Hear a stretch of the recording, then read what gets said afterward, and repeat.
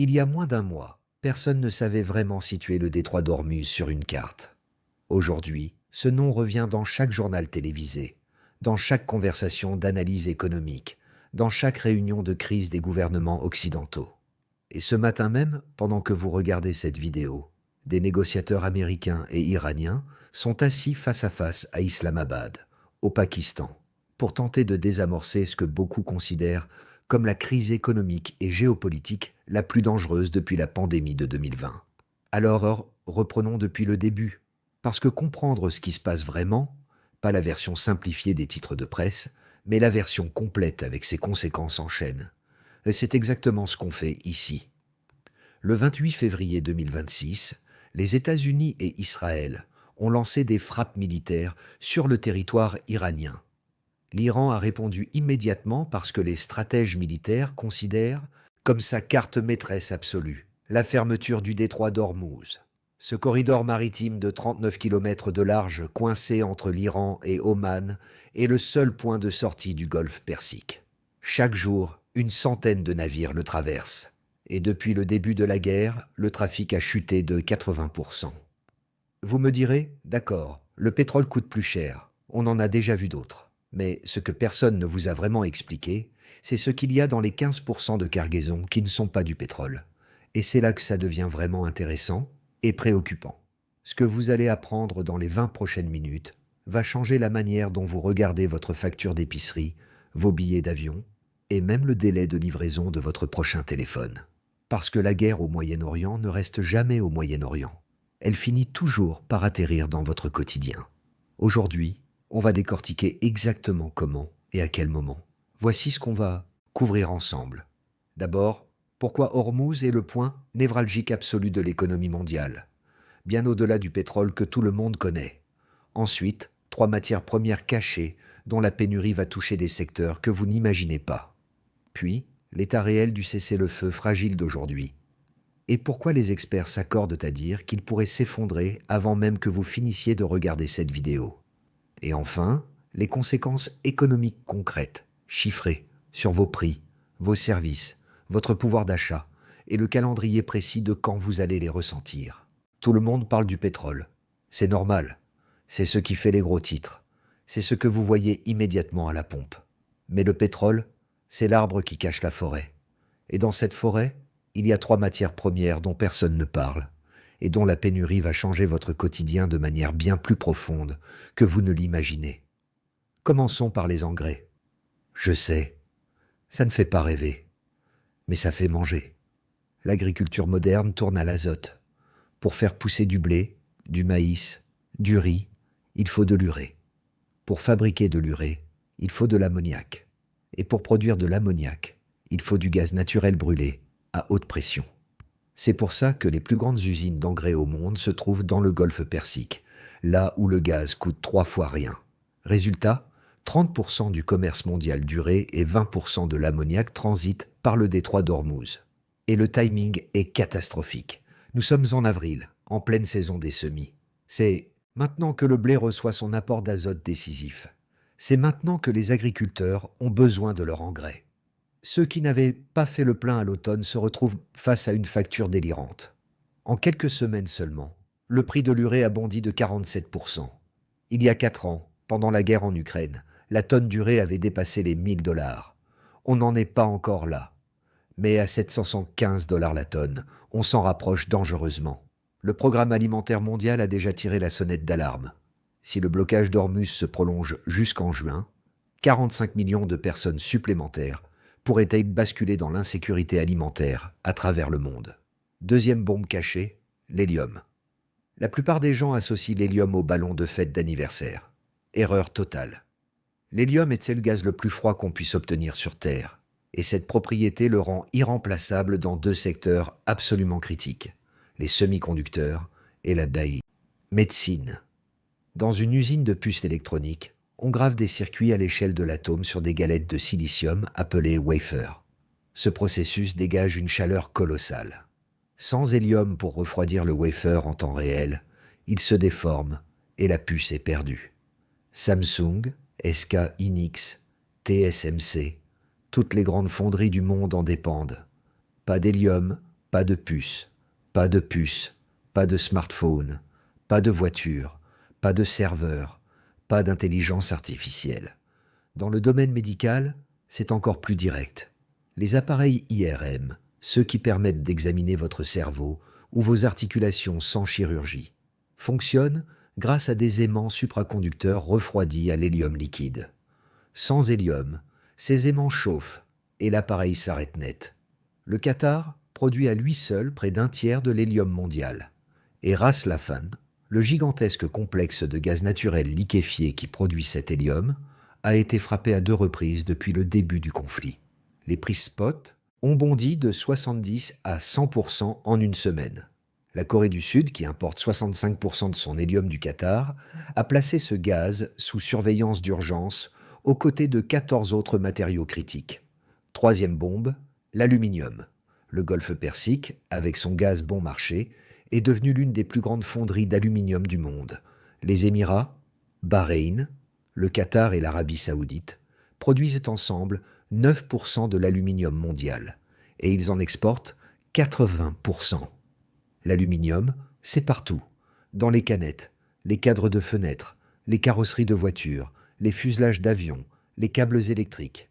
C'est le deuxième métal le plus utilisé après l'acier. Et depuis le blocage d'Ormuz, les fonderies du Golfe ne peuvent ni expédier leur production, ni recevoir leurs matières premières. Qatar Aluminium a arrêté sa production. Alba à Bahreïn a déclaré un cas de force majeure. Les prix sur le London Metal Exchange ont grimpé de 12% en quelques jours pour atteindre des records sur 4 ans. Dans la nuit du 7 au 8 avril 2026, quelque chose d'inattendu s'est produit. L'ultimatum de Donald Trump, qui menaçait l'Iran de représailles apocalyptiques, a expiré. Et au lieu des bombardements promis, il y a eu un cessez-le-feu. 2 semaines. Fragile, conditionnel, et déjà en train de vaciller. Voici ce qui s'est réellement passé. Trump avait fixé une limite. Soit l'Iran rouvre le détroit d'Ormuz, soit les frappes reprennent. Quelques heures avant l'échéance, Téhéran a transmis à Washington un plan en 10 points. Trump l'a d'abord qualifié de « workable », praticable, puis quelques heures plus tard, de frauduleux, sans explication. Cette instabilité dans la communication américaine dit beaucoup sur la fragilité de la situation. Le cessez-le-feu repose sur une condition centrale, la réouverture complète, immédiate et sécurisée du détroit d'Ormuz. L'Iran a accepté, en principe. Le ministre des Affaires étrangères iranien a déclaré que le passage serait autorisé sous gestion militaire iranienne. Mais personne ne sait exactement ce que cela signifie concrètement. Combien de navires? Lesquels? Sous quelles conditions? Et surtout, à quel prix? Parce que l'Iran est en train de négocier l'inimaginable.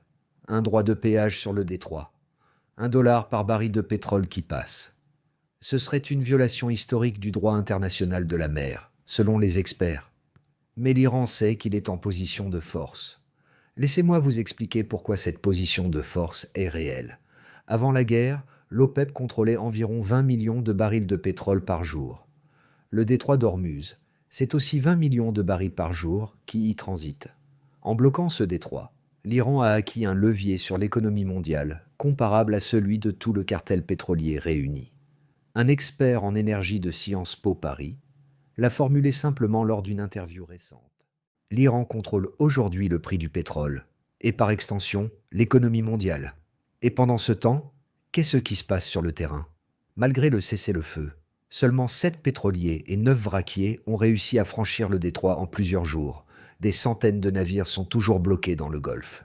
20 000 marins restent à bord, incapables de quitter leur bateau. L'Organisation maritime internationale travaille en urgence pour mettre en place un mécanisme de passage sécurisé. Mais cela prend du temps.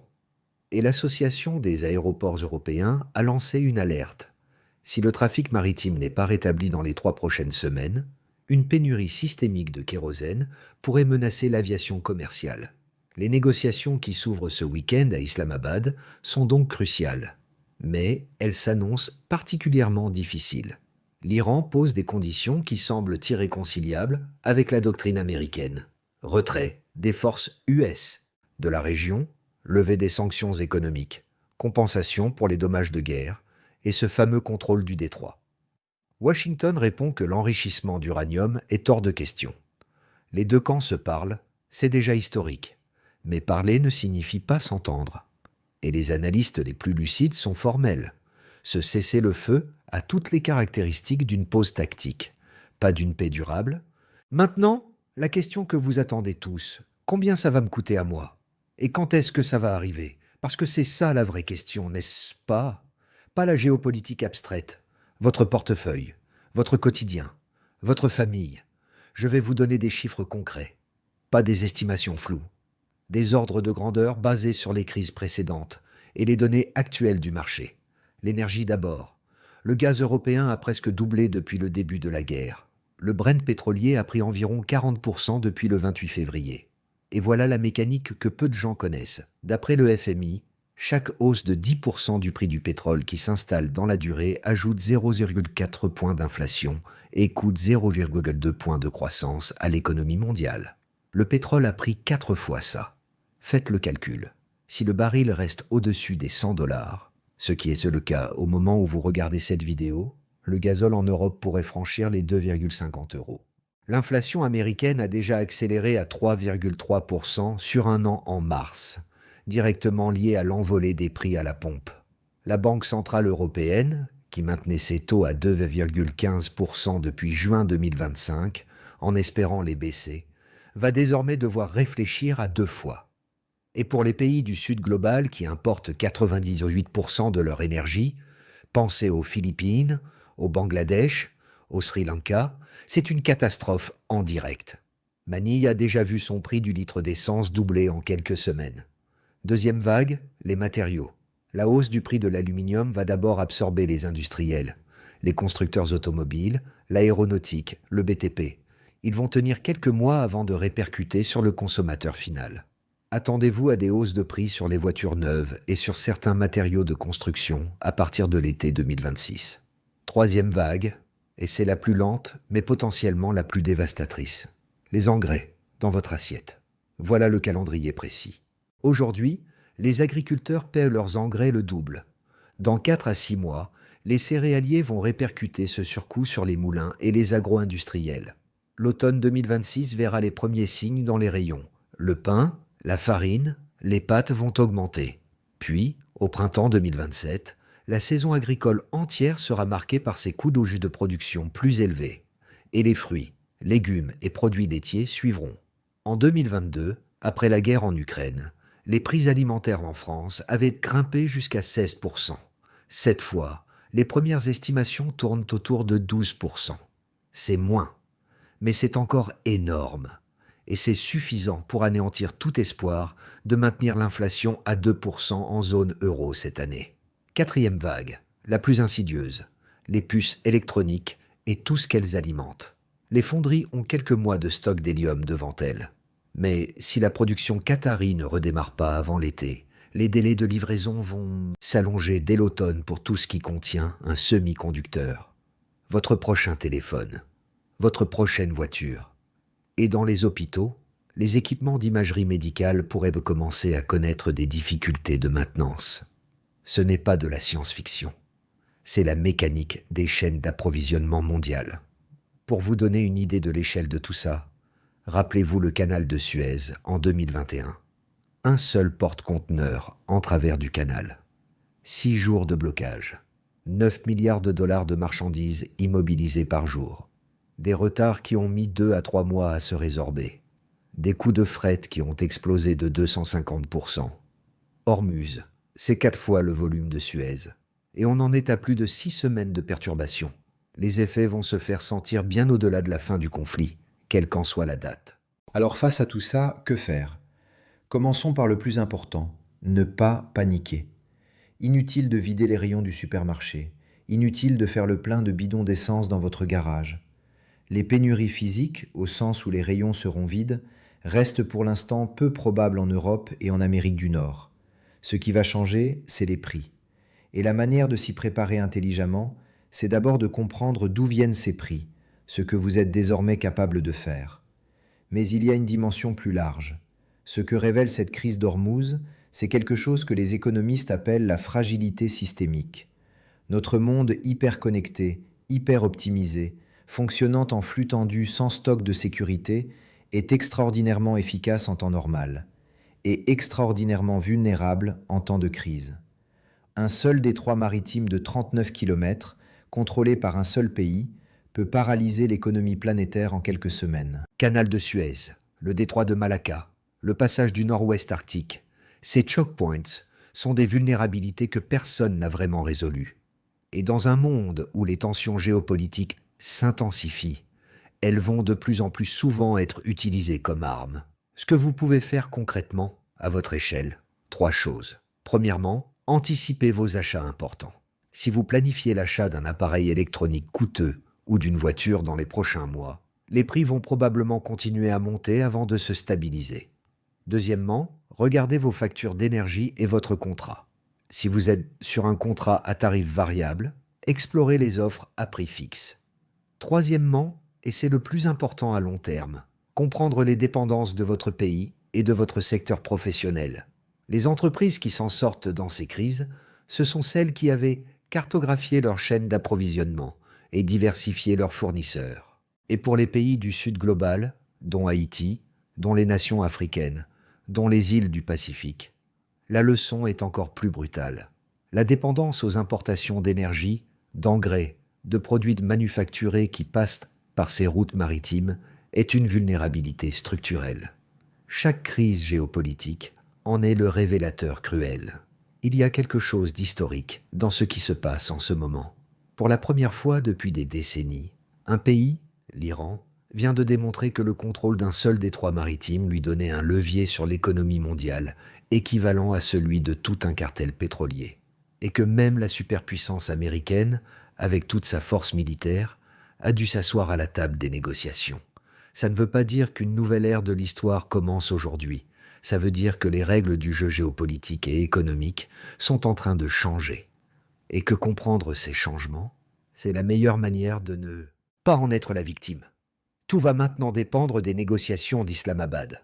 Si un accord solide émerge rapidement et que le détroit rouvre pleinement dans les prochaines semaines, l'onde de choc reste encore gérable. Les prix resteront élevés quelques mois, puis se normaliseront progressivement. Mais si le blocage partiel continue, si les négociations échouent et que la guerre reprend, alors la croissance mondiale va décrocher, l'inflation va s'emballer et les conséquences sur les plus vulnérables seront durables. Suivez ce dossier. Il n'est pas terminé. Et dans les prochaines vidéos, on va continuer à décrypter en temps réel ce qui se passe. Parce que c'est exactement pour ça qu'on est là.